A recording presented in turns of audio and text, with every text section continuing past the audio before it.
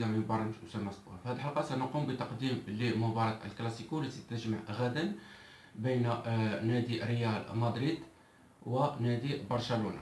الريال مطالب في هذه المقابلة بالفوز من أجل توسيع الفارق إلى 6 نقاط مع مقابلة مؤجلة حتى تتقوى حظوظه للفوز باللقب، لأنه تنتظره مقابلات صعبة في الدوري الإسباني أمام فالنسيا وإشبيلية بعقر الدار، ورحلتين شاقتين إلى لاكورونيا ومالاغا لمواجهة فريقين صعبي المراس بميدانهما، دون أن ننسى المجهود الخرافي الذي سيبذله الميرينغي في المواجهة المزدوجة برسم نصف نهائي عصبة الأبطال الأوروبية أمام جاره وغريمه نادي أتلتيكو مدريد. بينما البارسا تنتظرها مقابلة سهلة مقارنة مع مقابلة الريال، وستكون مركزة على هذه المقابلات بنسبة 100% من أجل تحقيق الانتصارات فيها، ما دامت أنها أقصيت من منافسة عصبة الأبطال. لهذا فنتيجة التعادل غدا تخدم مصالح الكتالونيين أيضا، وستؤجل الحسم في اللقب، وقد يمنح فرصة للكتالونيين من أجل التشبث بحظوظهم. إذن لو تطرقنا إلى التشكيلتين المحتملتين للبارسا والريال، فبالنسبة للبارسا فلويس إنريكي سيكون حائرا بين اللجوء إلى خطط 4-3-3 أو 3-4-3 التي مكنته من تحقيق نتائج جيدة، سواء بالانتصار على نادي باريس سان جيرمان بحصة قوية 6 أهداف لهدف واحد، والانتصار على أتلتيكو مدريد في عقر داره بفيسنتي كالديرون، أو الاعتماد على خطط 4-3-3 المعتادة. لكن كل ذلك يتعلق بفورمات اللاعبين، يتعلق بالمستوى الذهني وكذلك بالنهج التكتيكي الذي سيفضله لويس إنريكي والذي سيشتغل عليه في الأيام التي تسبق الكلاسيكو بطبيعة الحال. فإذا اعتمدنا على خطط 3-4-3 بترسيم الحارس الألماني أندري تير شتيغن في حراسة المرمى، سيكون هناك دفاع ثلاثي مكون من الفرنسي سامويل أومتيتي، بيكي وماسكيرانو. الماسكيرانو العائد من الإصابة، بيكي الذي سيلاقي عاصفة من الصفر في سانتياغو برنابيو نظرا لمواقفه السلبية من النادي المدريدي. في وسط الميدان هناك بوسكيتس وراكيتيش، إنيستا وسيرجيو روبرتو، وفي خط الهجوم كل من ميسي، لويس سواريز والكاسير الذي سيعوض نيمار في هذه المقابلة.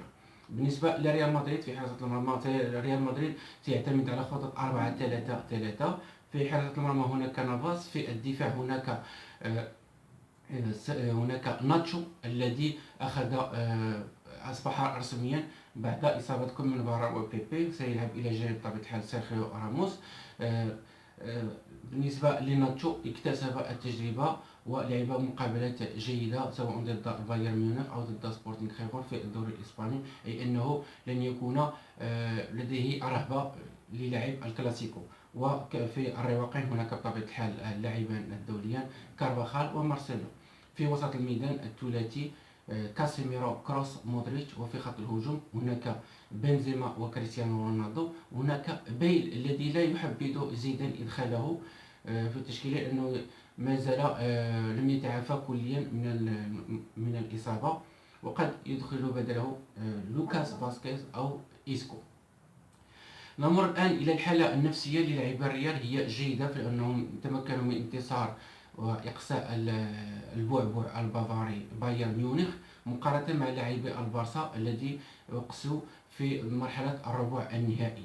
الضغط سيكون على لاعبي البارسا المطالبين بالانتصار كذلك في هذه المقابلة إن أرادوا الحفاظ على اللقب أو على الأقل تحقيق التعادل.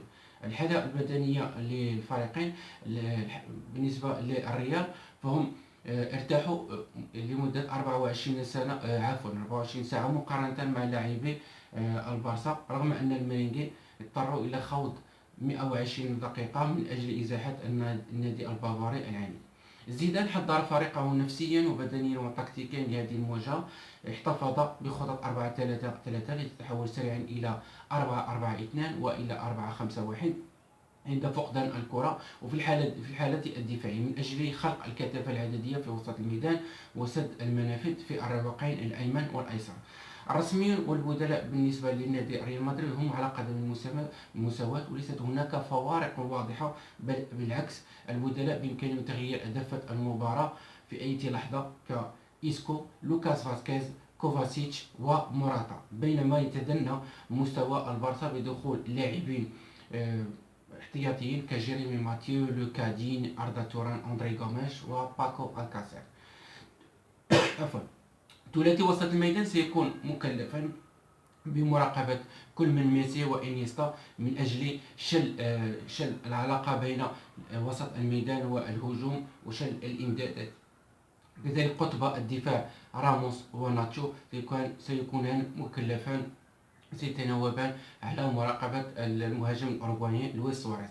غياب نيمار سيكون غيابا محوريا ومؤثرا، وسيكون كذلك معطى إيجابي لنادي ريال مدريد، لأنه سيمكن الثنائي كارفاخال وبيل أو لوكاس فاسكيز أو إسكو من سيكون تقريبا في شبه راحة في الشق الدفاعي، وسيجعلهم يركزون كل مجهوداتهم على الشق الهجومي من أجل إزعاج اللاعبين الكتالون، وكذلك من أجل منعهم من التقدم نحو مرمى كايلور نافاس.